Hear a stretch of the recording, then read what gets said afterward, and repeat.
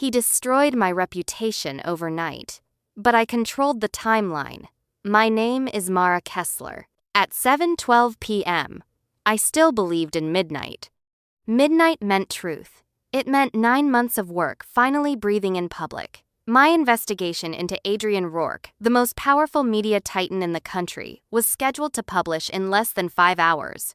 I had checked every source twice. Every recording was logged. Every document was backed up. I remember standing by the newsroom window, watching city lights blink on one by one. I felt nervous, but steady. Powerful people fell when facts were strong enough. That was what I believed. At 7:13 p.m., my phone rang.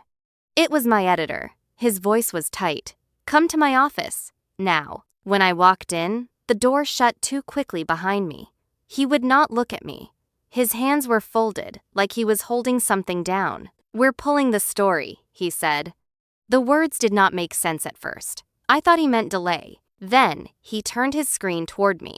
A breaking headline was already running across 3 major networks. "Reporter fabricates evidence in political hit job." My name was underneath it. Midnight was gone. And the attack had started before I even knew I was at war. By 8 p.m., my face was everywhere.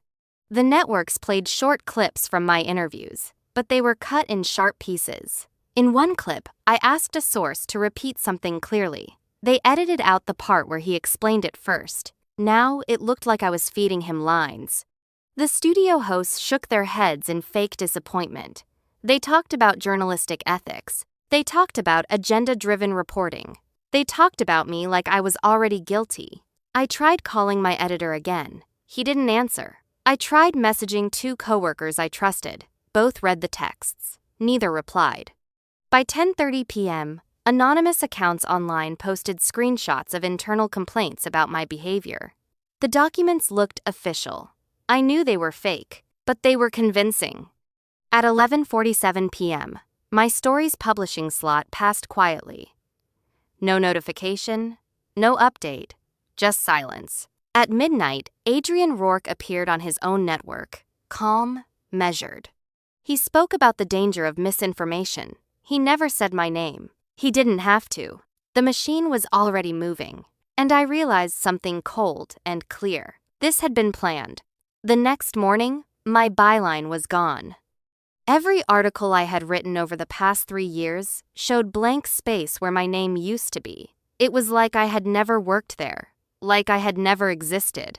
That was the moment I understood the strategy. Rourke did not argue. He erased.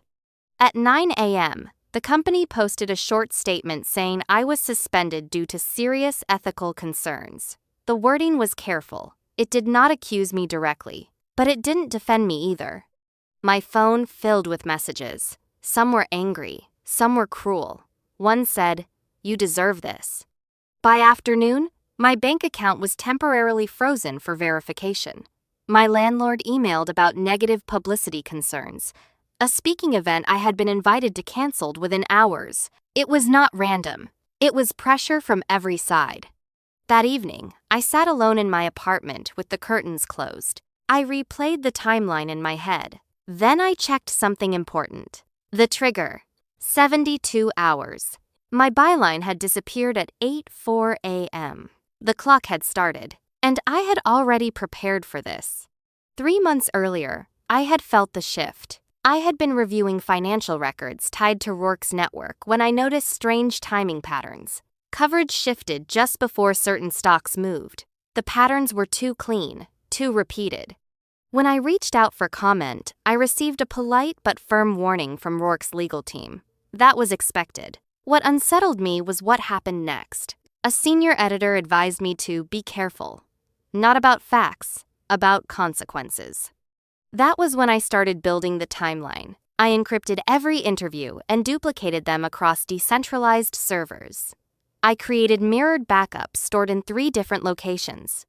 I worked with a quiet cybersecurity expert who verified timestamps without knowing the story's full details. But the most important part was the trigger.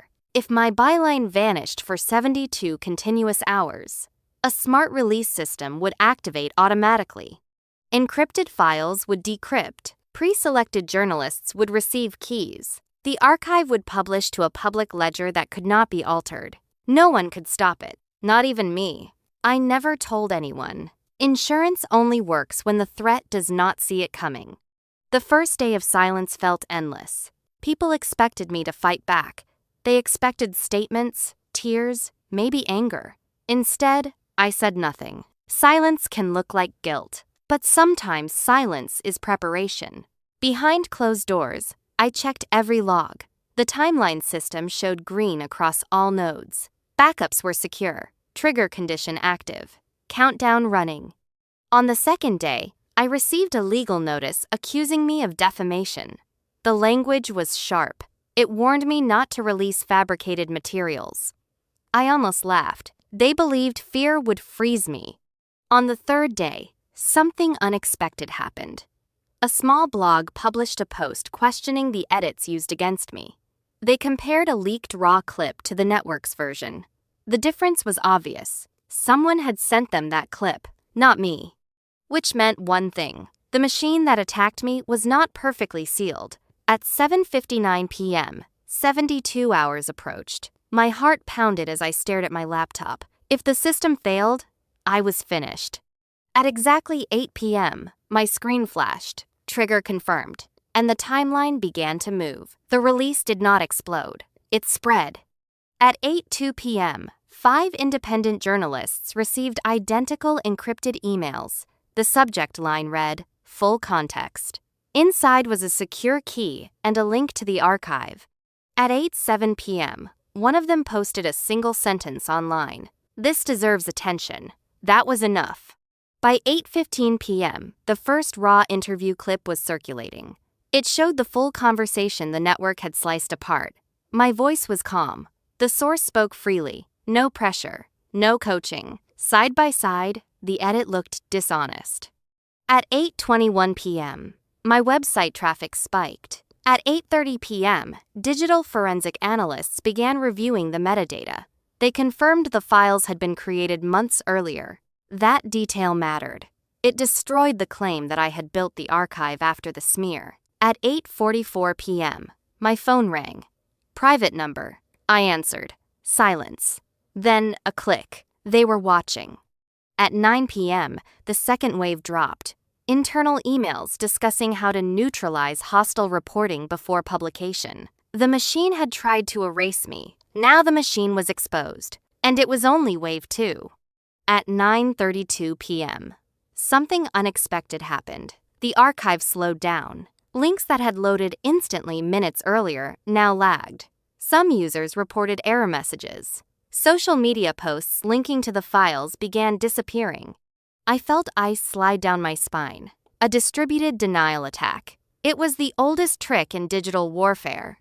Overload the system. Slow it down. Make it look unstable. For 10 long minutes, my dashboard flashed red warnings. Then the mirror nodes activated. 3 backup servers in different countries began replicating the files automatically. Traffic rerouted. Links stabilized. The timeline adjusted. I exhaled for the first time in minutes. They had tried to suffocate the drop, but I had expected resistance. At 9:47 p.m., the most dangerous file unlocked. A recorded call between Adrian Rourke and a senator. They discussed adjusting coverage before a market-sensitive report went public. They spoke in careful language, but the meaning was clear. Calm investors. Delay panic. Protect certain interests. By 10:05 p.m., the clip trended globally. This was no longer about my reputation. This was about market manipulation, and the world was watching. The next morning, every network had no choice. They covered the archive. Rourke's network tried to frame it as illegally obtained recordings. But they had to play parts of the call because everyone else was. I watched from my couch as his face appeared beside the audio waveform of his own voice.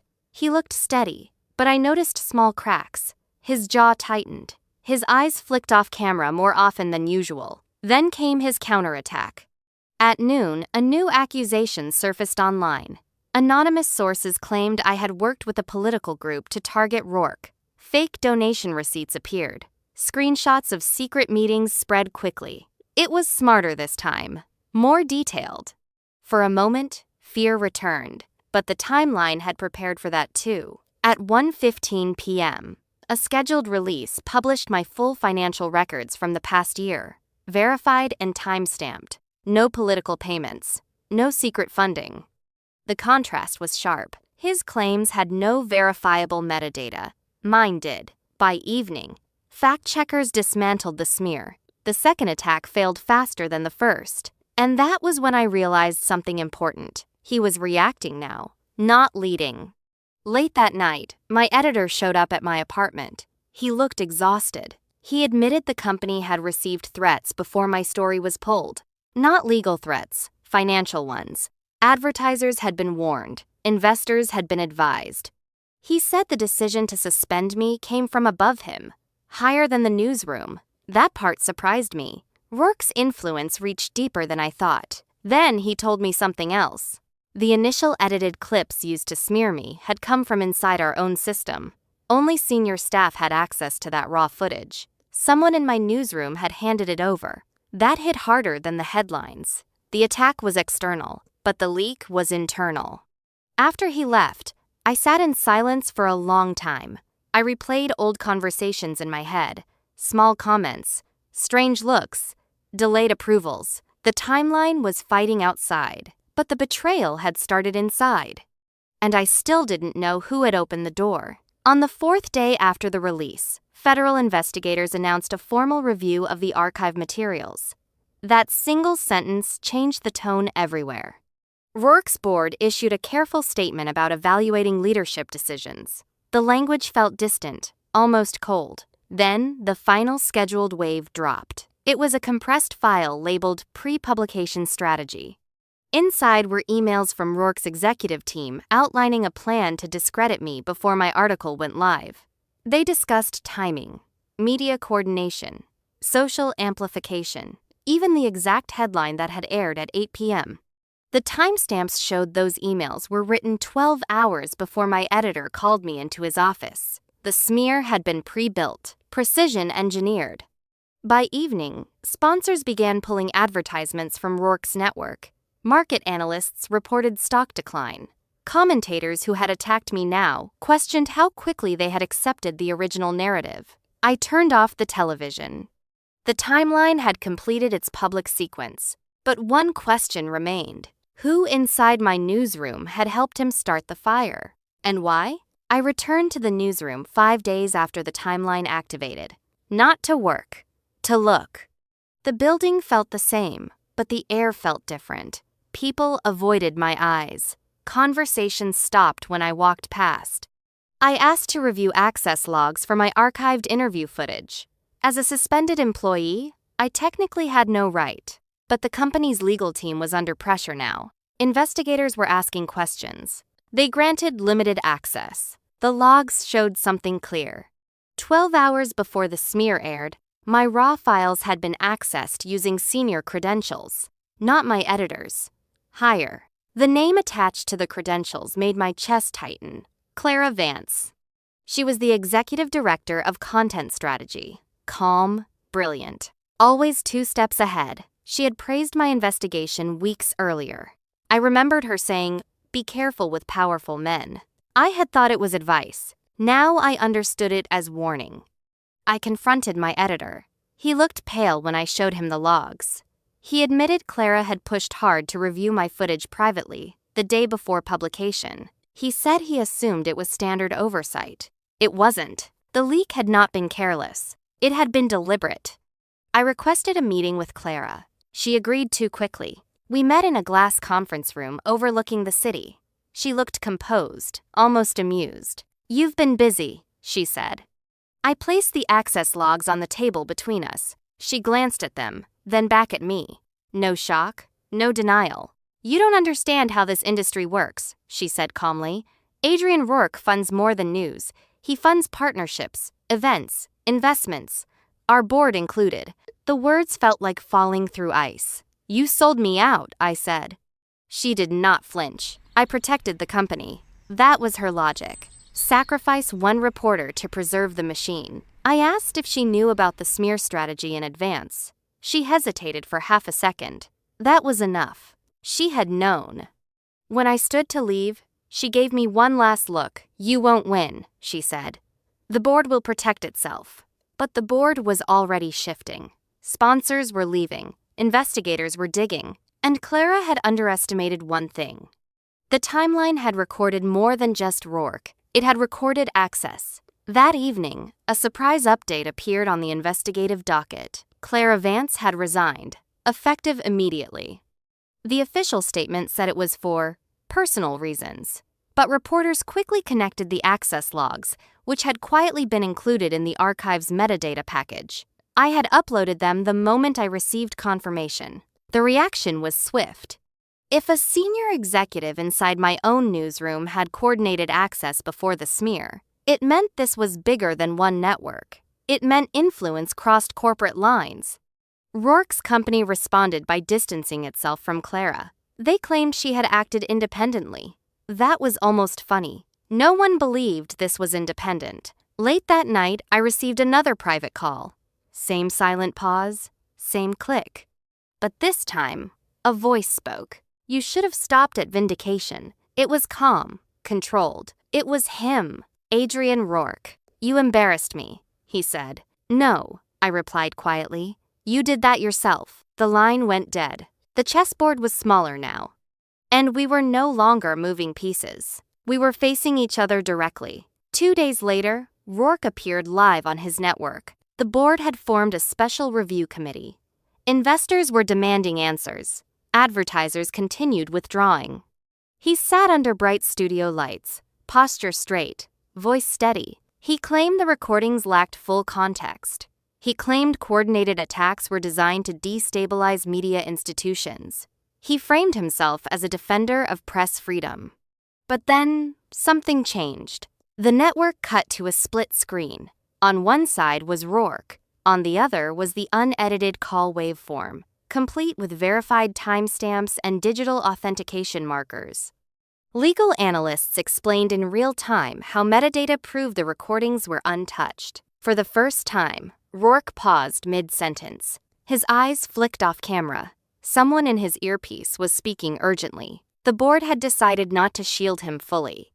They let the full clip play, uncut, live. Millions watched his own voice dismantle his defense. It was not loud. It was not dramatic. It was clinical, and that made it worse. The next morning, Adrian Rourke announced he was taking a temporary leave of absence. The board appointed an interim leader to restore public trust. The phrase repeated across headlines. Stock prices dipped again. Federal investigators expanded their review to include possible market interference. I sat in my apartment and watched the coverage quietly. There was no cheering, no victory dance. Just a strange stillness. 3 weeks earlier, I had been erased in 24 hours. Now the most powerful man in media was stepping down under public scrutiny. The timeline had done exactly what it was designed to do, but one truth settled heavily in my chest. This was never just about me. It was about a system that believed speed could replace truth, that headlines could replace evidence, that fear could replace facts. He had destroyed my reputation overnight, but I had controlled the timeline long before that night. And in the end, time proved stronger than power. 2 weeks after Rourke stepped down, federal investigators announced formal charges against 2 senior executives in his company: financial misconduct, obstruction, coordinated market influence.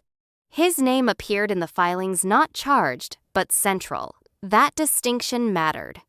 Reporters began digging into his past deals. Old patterns resurfaced. Coverage shifts before earnings calls. Sudden silence before bad reports. The public started connecting dots that had once seemed random.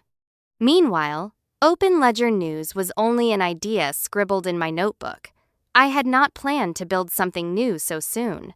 But I felt the pull. If I walked away now, the story would close with one man's fall. This was bigger than one man. Late one evening, I received an encrypted message through the same system that powered the timeline. It came from an anonymous sender inside Rourke's former executive circle. "I didn't expect it to go this far," the message read. Attached was a calendar log showing private meetings between Rourke and key advertisers the week before my smear. Proof the pressure campaign had been coordinated face-to-face. The machine had cracks, and someone inside it had decided to widen them. I hesitated before replying. Anonymous allies can be traps, but the metadata matched internal formats I recognized. This was real. We exchanged messages carefully. No names, no direct questions. The insider confirmed something I had suspected. The smear strategy meeting happened 12 hours before my suspension. Clara had attended. So had two of Rourke's top advisors. The goal was clear: discredit me before the article reached daylight. "What changed your mind?" I finally asked. The reply came an hour later. "You didn't panic." That surprised me. The insider explained that when the timeline activated, several executives inside the company realized the attack had failed. Panic spread internally. Some feared criminal exposure. Others feared public humiliation. But what unsettled them most was this: I had not responded emotionally. I had responded structurally. That made them nervous. I requested one more piece of information. Was Rourke surprised by the timeline? The response was simple. Yes, he believed you would beg. I closed my laptop slowly. He had built his power on controlling reactions, but I had refused to react. A week later, I received an unexpected invitation. Rourke wanted to meet. Not publicly, not through lawyers, in person. Every instinct told me to refuse. But something deeper told me this mattered. Not for revenge, for closure. We met in a private conference room at a downtown hotel. No cameras, no assistants. He looked older than he had on television, less polished. "You made your point," he said evenly. "I told the truth," I replied. He studied me carefully.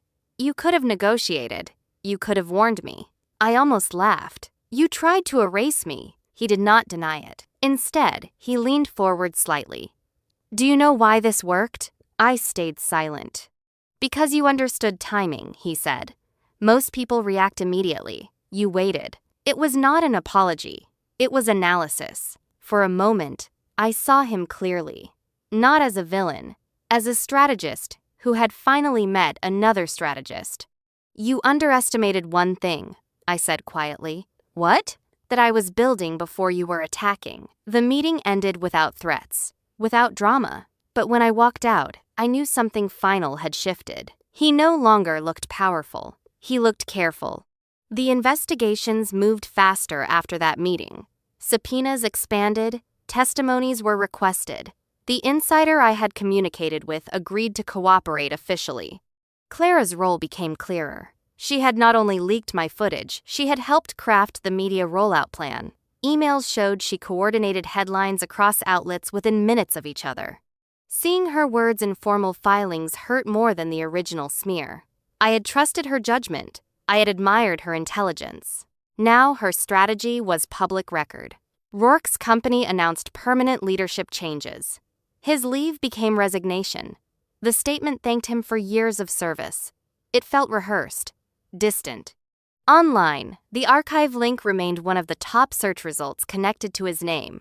Permanent, uneditable. Time had attached itself to him. As for me, invitations arrived daily. Panels, interviews, book offers. I declined most of them. This was never about becoming famous. It was about proving something simple. Truth, when protected properly, does not need to shout. It just needs to survive long enough to be seen. 1 year after the smear, I launched Open Ledger News. The platform ran on automatic archiving systems inspired by the timeline. Every article was duplicated, encrypted, and timestamped at publication. Readers could verify authenticity instantly. The launch day felt different from my original investigation. There was no fear this time, only clarity. During a live stream, someone asked me what the hardest moment had been. I thought about the night my byline vanished, the silence from coworkers, the feeling of being erased. "That's 72 hours," I said, waiting. The waiting had been the test, not the smear, not the confrontation, the patience. After the stream ended, I stood alone in the small studio. The city lights outside looked just like they had at 7:12 p.m. 1 year earlier. The difference was inside me. He had destroyed my reputation overnight. That part was true. But I had controlled the timeline long before he made his move. And because I understood time, I understood power. The clock was no longer something that threatened me. It was something I could build around. The insider stepped forward 3 months after Open Ledger News launched. Her name was Evelyn Shaw. She had served as Rourke's director of strategic partnerships for 6 years. Calm, invisible, trusted. In a formal statement to investigators, she confirmed the smear strategy meeting. She described how Clara presented my footage in fragments. She explained how Rourke approved the coordinated headline rollout across networks before my article was even scheduled to publish. But Evelyn revealed something else. The decision to accelerate the smear from midnight to 8 p.m. had been made suddenly. Why? Investigators asked. Because he learned about the backups, she said. That detail froze me. Somewhere, somehow, Rourke had suspected I had insurance. He did not know the trigger specifics, but he sensed I was not naive. So he attacked early. He believed speed would break me before I could respond. Evelyn's testimony became public record, her voice steady, her regret clear. Watching her speak, I felt a strange mix of gratitude and sadness. The machine had cracked from inside, not because it was weak, because someone inside it finally chose truth over fear. Rourke was formally charged 6 weeks later, market interference and coordinated manipulation. The case would take years to resolve, but the announcement alone shifted history. The media cycle tried to compress it into simple headlines: rise, fall, scandal, but I knew it was more complex. One afternoon, a journalism professor invited me to speak to her class. I stood in front of students who looked both nervous and hopeful. "What was your weapon?" one of them asked. I thought carefully before answering. "Preparation," I said, "and patience." I explained how the timeline worked, not as revenge, but as preservation. I told them powerful systems depend on immediate reactions. They count on panic. When you refuse to panic, I said, you change the rhythm. After the lecture, a student approached me quietly. "I thought the loudest voice always wins," she said. I smiled gently. Not if the quiet voice has proof. That night, I reread my original investigation draft, the one that never published. It still held up. The facts had not changed. Only the battlefield had. Months passed. The legal process moved slowly. Clara Vance faced professional sanctions. Her emails were dissected in hearings. She avoided cameras. Her confidence from that glass conference room was gone. One evening, I received a short handwritten letter. No return address. It was from Clara. She did not apologize directly. Instead, she wrote, "I believed protecting the institution mattered more than protecting you. I see now that I confused power with stability." I read it twice. There was no anger left in me. Only clarity. Institutions protect themselves. Individuals must protect truth. I placed the letter inside my original investigation folder and sealed it away. Not as forgiveness, as record. That night, I looked up my name online. The first result was no longer the smear headline. It was an article analyzing the timeline as a case study in media ethics. Permanent. Time had rewritten the search results, quietly, thoroughly, without asking permission.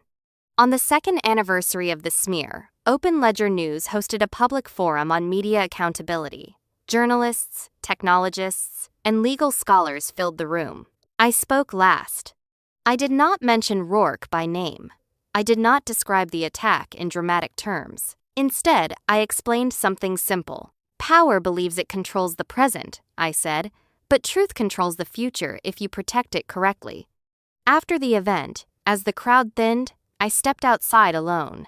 The city lights flickered just like they had the night everything began. For a moment, I allowed myself to feel it fully. The fear from 7:13 p.m. The silence of the 72 hours. The risk of trusting a system I built alone. It could have failed. If one server crashed, if one encryption key corrupted, if one insider had warned him earlier, the outcome could have been different. That was the twist people rarely saw.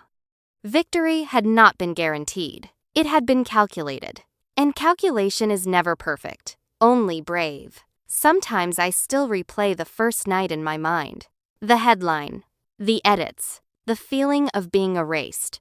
He believed destroying my reputation overnight would end me. What he did not understand was that I had already separated reputation from truth. Reputation lives in headlines. Truth lives in records. Headlines fade. Records remain. Years later, when students study digital accountability, they examine the timeline model. They analyze how automation shifted power away from reaction and toward preparation. They don't see the shaking hands at 7:59 p.m. They don't feel the doubt. They don't hear the silence in my apartment. But that silence was the turning point. Because I did not fill it with panic, I filled it with patience. He destroyed my reputation overnight, but I controlled the timeline. And when you control the timeline, you don't just survive the story. You decide when the truth arrives.